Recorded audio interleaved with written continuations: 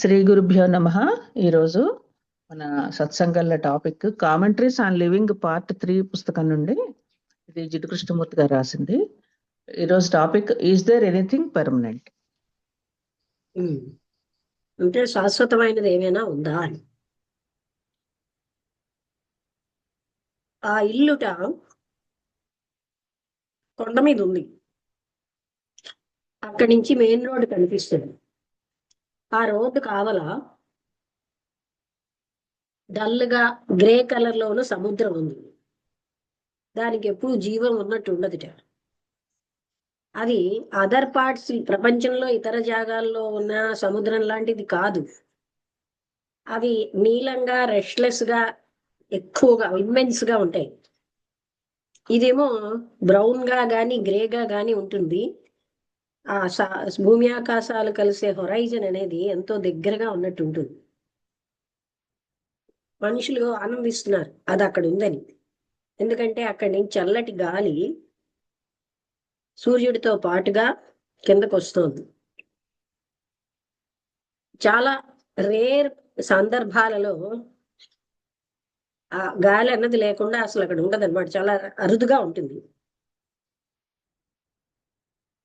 తర్వాత చాలా ఎక్కువ వేడిగా ఉంటుంది. దూరంగా ఉన్నటువంటి తారు వాసన రోడ్డు మించి వస్తుంది. అలాగే అంతులేనటువంటి ట్రాఫిక్ యొక్క పొగలు. అక్కడ ఒక చిన్న గార్డెన్ ఉంది, తోట ఆ ఇంటికి కిందని. దాంట్లో ఎన్నో పువ్వులు ఉన్నాయి. అయితే చూసే వాళ్ళకి అది చూడడం చాలా హ్యాపీగా ఉంటుంది. ఆ పొదలు పైనుంచి వేలాడుతున్నాయి. వాటికేమో పసుపచ్చటి పుష్పాలు ఉన్నాయి. అవి రోడ్డు సైడ్ పడి ఉన్నాయి. నడిచే వాళ్ళు ఎవరైనా అక్కడ ఆగి ఆ పువ్వుల్ని తీసుకుంటూ ఉంటారు. పిల్లలు వాళ్ళని కాపాడే నర్సులతో పాటు వెళ్తారు. చాలా మంది ఆ ఫ్లవర్స్ తీసుకోవడానికి ఒప్పుకోరు. చాలా మంది అంటే వాళ్ళని ఫ్లవర్స్ ని తీసుకోవడానికి ఒప్పుకోరు అనమాట. రోడ్ చాలా డర్టీగా, వాళ్ళు ఏమీను డర్టీ థింగ్స్ ముట్టుకోకుండా ఉన్నట్టుగా ఉందన్నమాట.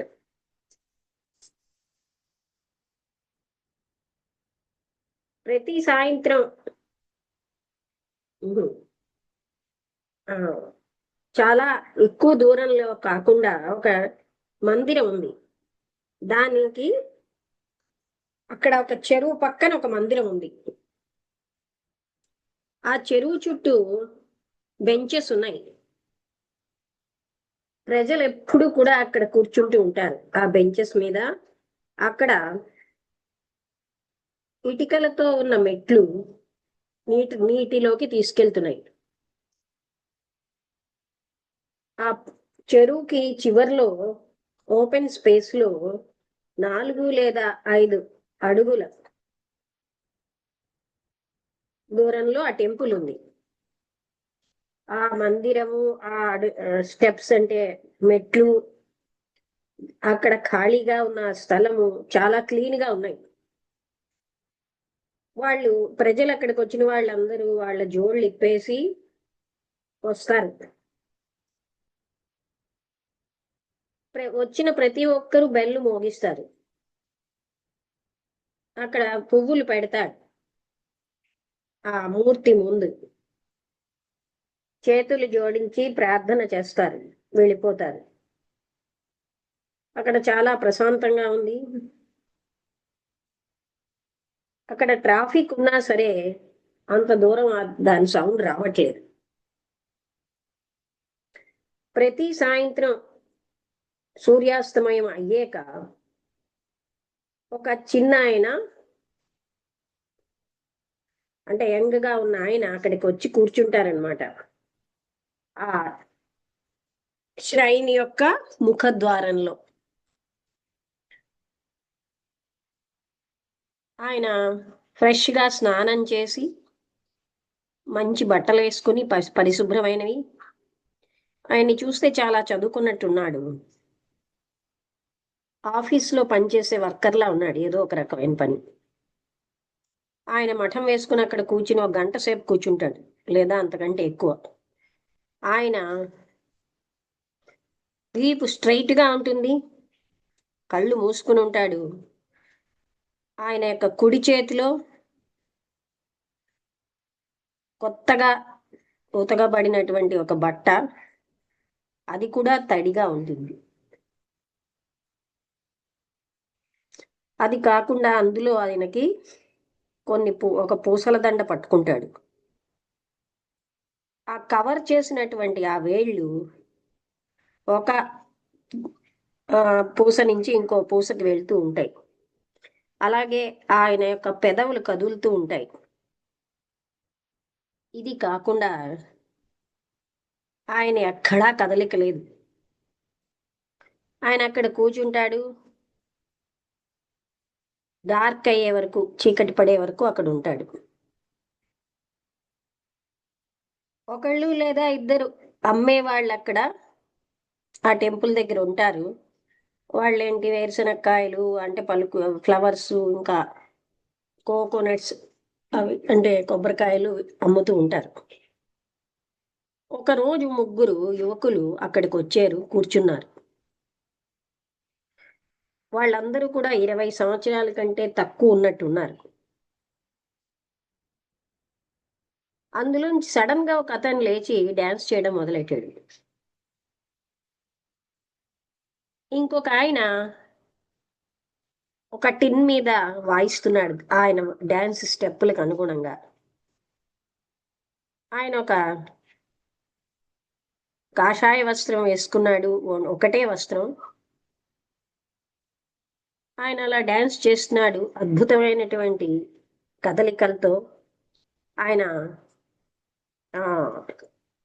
హిప్స్ అవి కదిలిస్తున్నాడు, చేతులు చాలా సులువుగా. ఆయన బహుశా ఇండియన్ డాన్సెసే కాకుండా ఫ్యాషనబుల్ క్లబ్లో దగ్గర ఉన్న అది కూడా చూసి ఉంటాడు. ఈ లోపల అక్కడికి ఒక జన సమూహం గ్యాదర్ అయిపోయింది. వాళ్ళందరూ కూడా ఆయన్ని ప్రోత్సహిస్తున్నారు, కానీ ఆయనకి ఏ ప్రోత్సాహం అక్కర్లేదు. ఆ డాన్స్ అనేది చాలా క్రూడ్గా ఉంది.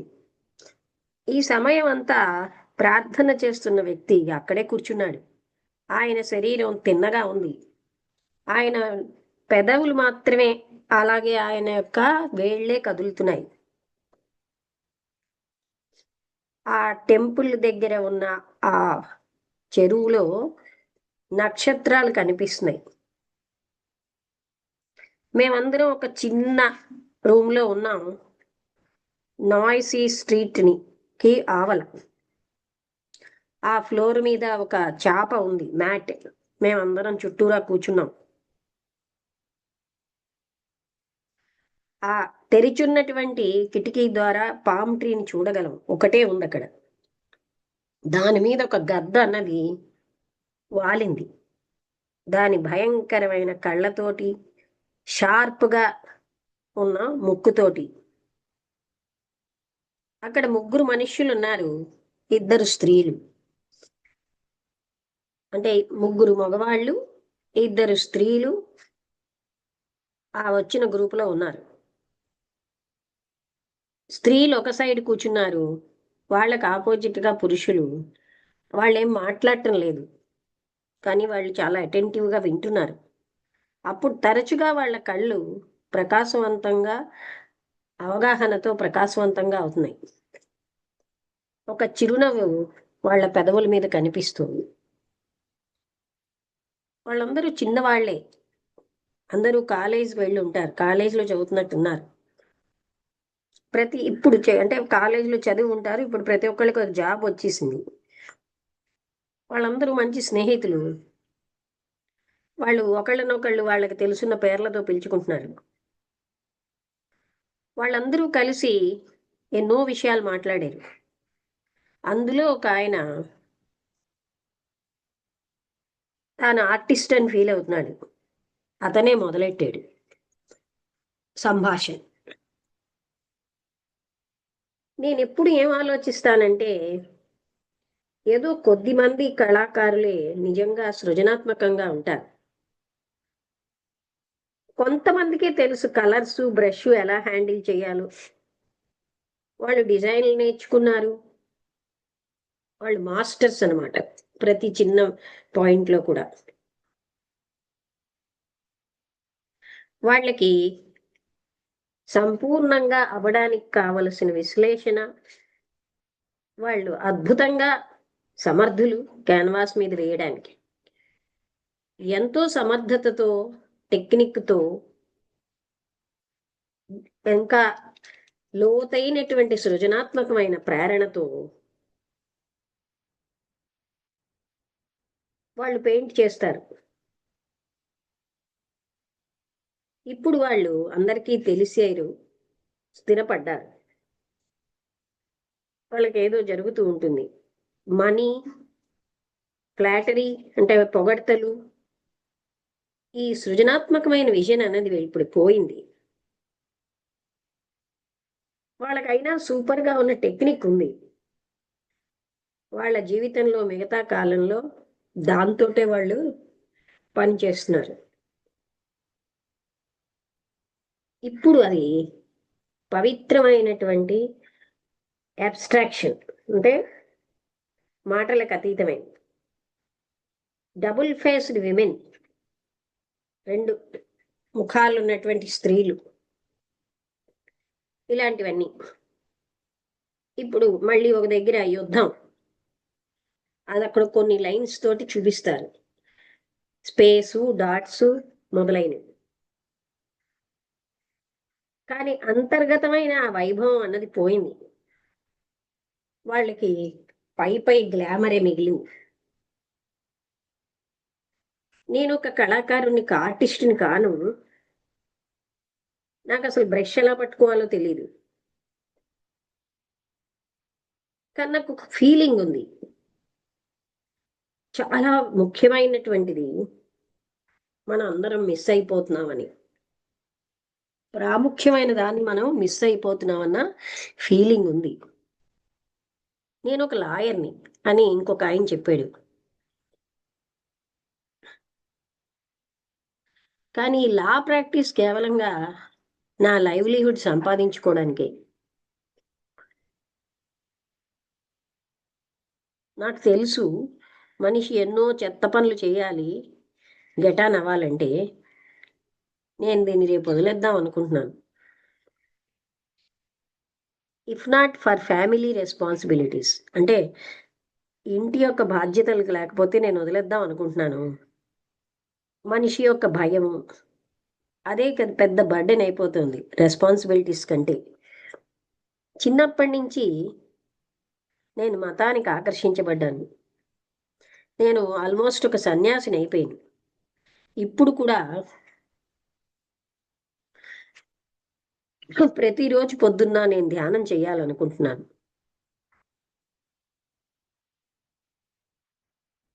చాలా నిశ్చయంగా ఈ జగత్తు మనతో ఉంది. నేను హ్యాపీగాను లేను, అన్హ్యాపీగాను నేను కేవలంగా ఉన్నాను. ఇదంతా కాకుండా ఒక లోతైనటువంటి తపన, ఏదో ఒకటి ఈ ఇప్పుడు ఉన్నటువంటి ఈ స్థితి కంటే గొప్పది పొందాలని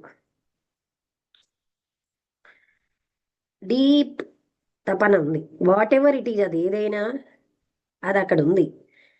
నా ఇచ్ఛాశక్తి చాలా బలహీనంగా ఉంది. ఇప్పుడున్నటువంటి ఈ సామాన్య జీవితం నుంచి బయటపడడానికి నేను ఎన్నోసార్లు బయటకు వెళ్ళిపోవడానికి ప్రయత్నించాను. కానీ నేను వెనక్కి వచ్చేవలసి వచ్చింది. ఎందుకంటే నా కుటుంబం అసలు మిగతా ఎన్నో విషయాల వల్ల నేను అంతర్గతంగా రెండు రకాలుగా చీలిపోయాను. ఈ సంఘర్షణ నుంచి నేను ఎస్కేప్ అయిపోగలను. నేను ఎన్నో సిద్ధాంతాలలో, కర్మకాండలలో, చర్చికి సంబంధించిన వాటిలో, టెంపుల్కి సంబంధించిన వాటిలో నన్ను నేను కోల్పోగలను. కానీ అదంతా కూడా నాకు చాలా సిల్లీగా చిన్నపిల్లల దానిలాగా ఉంది. కేవలంగా సాంఘికమైన బాధ్యత, అక్కడ ఉన్నటువంటి ఇమ్మోర్టాలిటీ, అమృతత్వంతో, మృత్యువు లేని స్థితితో అదేం పెద్ద విషయం కాదు, నాకేమి పెద్దగా అనిపించట్లేదు. కానీ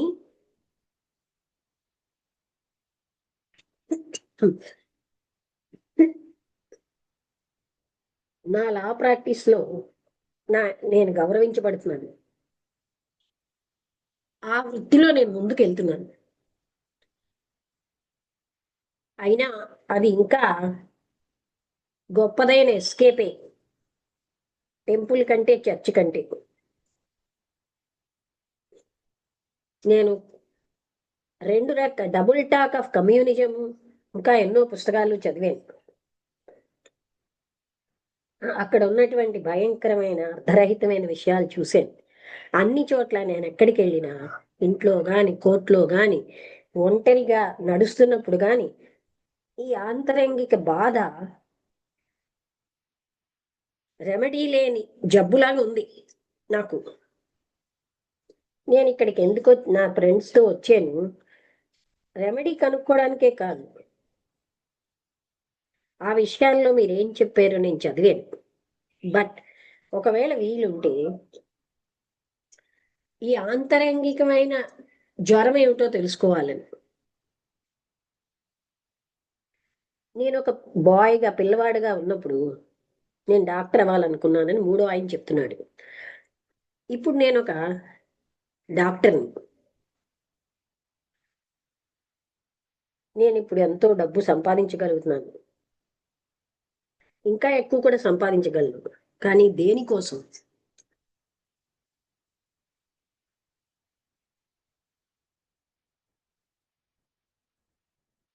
అంటే ఫర్ వాట్, హౌ, అంటే దేనికోసం అంత డబ్బు సంపాదించాలి? నేను కాన్షియస్గా నా పేషెంట్స్తో ఉంటాను. ఐ ట్రీట్ బాగా డబ్బున్న వాళ్ళని చూస్తాను, ఒక్క డబ్బు పైసా లేని వాళ్ళని చూస్తాను. అలాంటి వాళ్ళు ఎంతో మంది ఉంటారు. రోజుకి 1000 మందిని, 1000 మందిని ట్రీట్ చేస్తాను. అయినా ఇంకా ఎక్కువ మంది ఉంటారు. నేను నా సమయం అంతటినీ వాళ్ళకి ఇవ్వలేను. అందుకని ధనవంతుల్ని పొద్దున్న చూస్తాను, పేదవాళ్ళని మధ్యాహ్నాలు చూస్తాను. రాత్రి చాలా సేపు ఎంతో పనితో కొంచెం బద్ధకంగా అయిపోతూ ఉంటాను.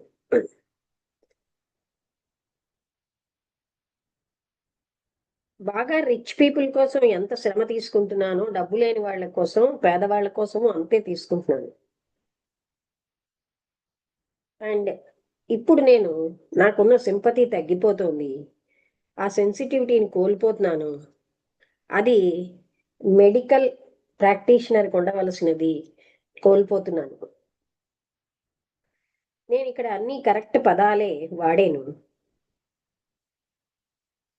ఒక బెడ్ సైడ్ మేనర్ లాంటిది నేను డెవలప్ చేసుకున్నాను. ఆంతరంగికంగా నేనేమో ఎండిపోతున్నట్టు ఫీల్ అవుతున్నాను. పేషెంట్స్కి విషయం తెలియదు, కానీ ఇది నాకు బాగా తెలుసు. నా పేషెంట్స్ని నేను ప్రేమిస్తున్నాను. ఒక టైంలో ప్రేమించాను. ముఖ్యంగా బాగా పేదవాళ్ళని నేను నిజంగా వాళ్ళ కోసం ఫీల్ అయ్యాను. నాకున్నటువంటి అంటే వాళ్ళు ఎంత బురదతోని, జబ్బుతోని ఉన్నా. కానీ ఈ సంవత్సరాలు గడుస్తున్న కొద్దీ నేను అదంతా కోల్పోయాను. నా హృదయం అన్నది ఇప్పుడు ఎండిపోయినట్టుగా ఉంది. నాకు దయ అన్నది అది పోతోంది.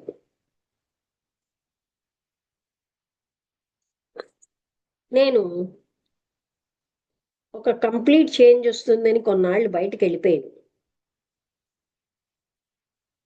మళ్ళీ ఆ మిగతాది మళ్ళీ ఆ జ్వాల వెలిగిస్తుంది, కానీ దానివల్ల ఏమీ మంచి జరగలేదు. ఆ అగ్ని అక్కడ లేదు. ఇప్పుడు నాకు మృతప్రాయమైనటువంటి బూడిద ఉంది, జ్ఞాపకం అనేవి ఉన్నాయి. నేను నా పేషెంట్స్కి అటెండ్ అవుతాను, కానీ నా హృదయం చాలా శూన్యంగా ఉంది, ప్రేమ లేకుండా. ఇట్ హ్యాస్ డన్ మీ. నేను మీకు చెప్పడం వల్ల నాకు మంచిది అవుతోంది, అదొక్కటే నాకు రిలీఫ్. ఇదేమి నిజమైనది కాదు. I can the real thing ever B, ఆ రియల్ ఏమిటో నేను తెలుసుకోగలనా అని ఆయన అడిగారు.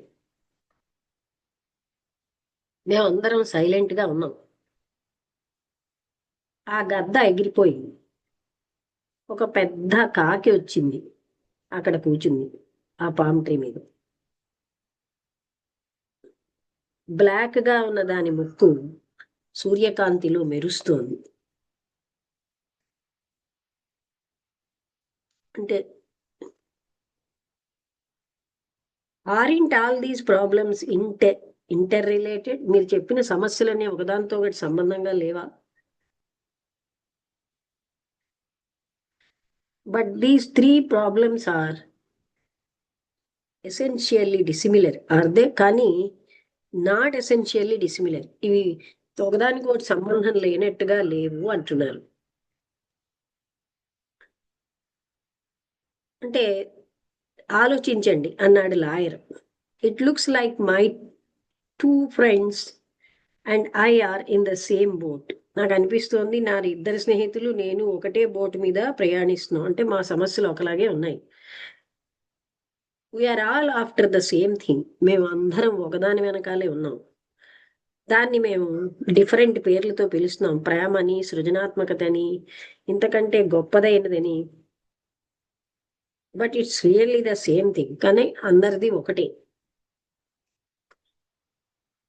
Is it? ఆర్టిస్ట్ అడిగాడు.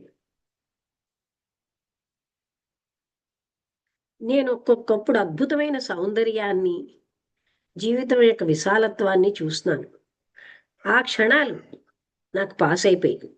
ఇప్పుడు నాకు శూన్యమే మిగిలింది. ఈ శూన్యం అన్నది దానికి ఎంతో బలంతో, అది it is not the void. అంటే ఆ శూన్యం అన్నది దానికి ఉన్న వైటాలిటీ, జీవం దానికి ఉంది. అది ఇంకోలాంటి శూన్యం కాదు. ఇంకొకటి టైముకు అతీతమైనది, మాటలకు అతీతమైంది, ఆలోచనకు అతీతమైంది. ఆ అదర్నెస్ అన్నది వచ్చినప్పుడు అప్పుడు మనిషి యొక్క స్వల్పత్వంతో ఉండడు అనిపిస్తోంది. నిత్య జీవితం యొక్క బాధలు పోతాయి, ఆ స్థితి ఒకటే మిగులుతుంది. నాకు ఆ స్థితి తెలుసు, మళ్ళీ దాన్ని నేను పొందాలి. నాకు ఇంక దేంతో సంబంధం లేదు అన్నాడు. అప్పుడు డాక్టర్ అన్నారు, మీ ఆర్టిస్టులు అందరూ ఆలోచిస్తుంది ఏంటంటే మీరు మిగతా వాళ్ళకంటే వేరేగా ఉన్నారని. మీరు అందరికంటే అతీతంగా ఉన్నారు, అంటే ఉన్నతంగా ఉన్నారని. మీకు ఒక స్పెషల్ గిఫ్ట్, స్పెషల్ ప్రివిలేజ్ ఉన్నదని. అందుకని మీరు ఎక్కువగా ఫీల్ అవుతారు, ఎక్కువగా చూస్తారు. మీరు ఇంకా ఎక్కువ తీవ్రంగా జీవిస్తున్నారు. కానీ నాకు ఇంజనీర్ కంటే, లాయర్ కంటే మీరేం డిఫరెంట్గా, డాక్టర్ కంటే డిఫరెంట్గా అనిపించట్లేదు. మేమందరం కూడా తీవ్రంగానే జీవిస్తున్నాం. నేను నా పేషెంట్స్తో సఫర్ అయ్యేవాడిని. నేను వాళ్ళని ప్రేమించాను. వాళ్ళు ఎక్కడికి ఏం చేస్తున్నారో నాకు తెలుసు.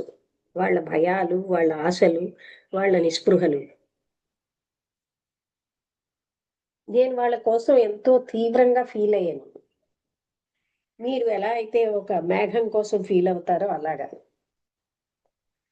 లేకపోతే ఒక పుష్పం కోసం, లేకపోతే ఒక గాలితో ఎగురుతున్నటువంటి ఆకు కోసం, లేకపోతే మానవ జాతి కోసం, మానవుడి ముఖం కోసం మీ యొక్క తీవ్రత, ఫీలింగ్ తీవ్రత అన్నది మా దానికంటే భిన్నంగా లేదు, అలాగే మా స్నేహితుడి దానికంటే భిన్నంగా లేదు.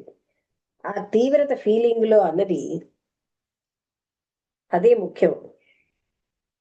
మీరు ఏం ఫీల్ అవుతున్నారు అన్నది అంత ముఖ్యం కాదు.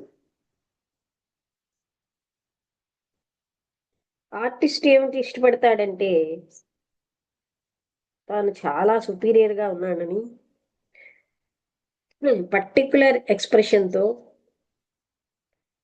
స్వర్గానికి దగ్గరగా ఉన్నానని.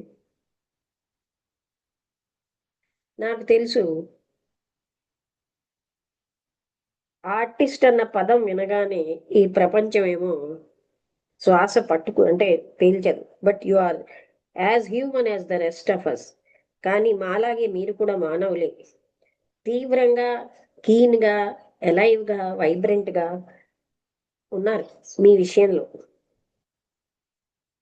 నేనేం ఆర్టిస్ట్ని తగ్గించట్లేదు, బీలిటిల్ అంటే తక్కువ చేయట్లేదు.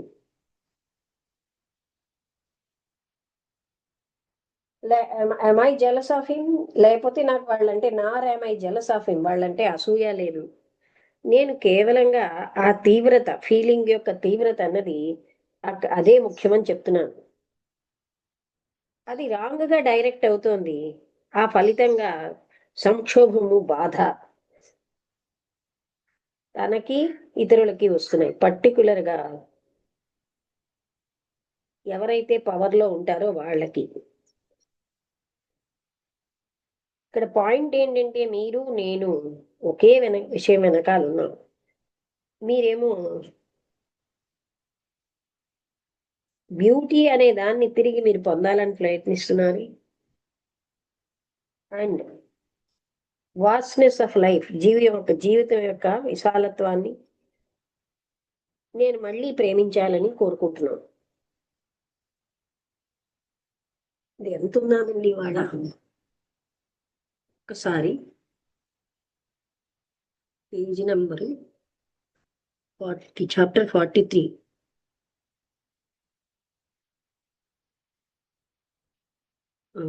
Page number 214.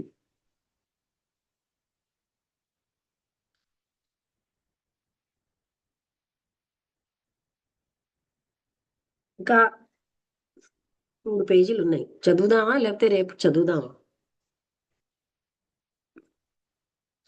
రేపు కంటిన్యూ చేద్దామా?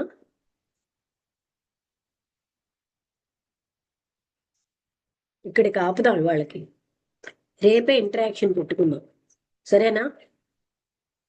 వినిపిస్తున్నదా వసంత గారు? వినిపిస్తున్నది. రేపు ఇంటరాక్షన్ పెట్టుకో, అంటే దాని మీద మాట్లాడుకుందాం. వాళ్ళకి ఇంకా చాలా ఉంది. ఇది పేజ్ నెంబర్ ఎంత చెప్పారమ్మా? నోట్ చేస్తాను. 214. ఓకే. 45 43. 43 అది గుర్తుంది. 214 అండి, పేజ్ నెంబర్ 214. 14. ఓకే, సరే. నమస్తే అమ్మా. అక్కడి నుంచి చదువుదాం. నమస్తే. 14 యొక్క లాస్ట్ కి వచ్చాము, 15 నుంచి చదువుతాం. అది ఉంటానండి. వాళ్ళకి ఇంకా ఇంటరాక్షన్ కి ఎంత లేదు కనుక రేపు అయిపోయాక చూద్దాం, సరేనా? ఇవాళ క్లోజ్ చేస్తున్నాను, ఎందుకంటే చదవడానికి కూడా కొంచెం కష్టంగా ఉంది ఎందుకో ఇవాళ. క్లోజ్ చేస్తున్నాను.